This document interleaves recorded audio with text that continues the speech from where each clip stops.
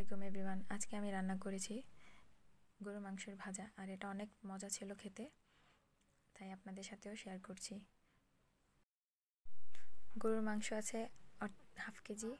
তারপরে মশলা দিয়ে দিচ্ছি এখানে হলুদ গুঁড়া, মরিচ গুঁড়া, লবণ, দারচিনি, এলাচ সব কিছু ভালোভাবে মিশিয়ে ম্যারিনেট করে রাখবো। আধা ঘন্টা থেকে 1 ঘন্টা পর্যন্ত রাখলেও হবে, আবার চাইলে সারা রাতও রাখতে পারেন। একটা ফ্রাই প্যানে এগুলোকে সিদ্ধ করে নিব যাতে ভালোভাবে সিদ্ধ হয়ে যায়। ভালোভাবে সিদ্ধ হয়ে গেলে পানিটাকে শুকিয়ে নিব। এরই মাঝে আমি পেঁয়াজ কুচি নিয়ে রসুন, শুকনো মরিচ এগুলোকে থেতো করে নিব, আর একটু ধনেপাতা। মিশ্রণটাকে গরুর মাংসের সাথে মিশিয়ে নিব আর ভালোভাবে চেপে চেপে তেলের মধ্যে ভেজে নিব। আমার ভিডিওগুলো ভালো লেগে থাকলে অবশ্যই লাইক করে দিবেন, সাবস্ক্রাইব করে পাশে থাকবেন।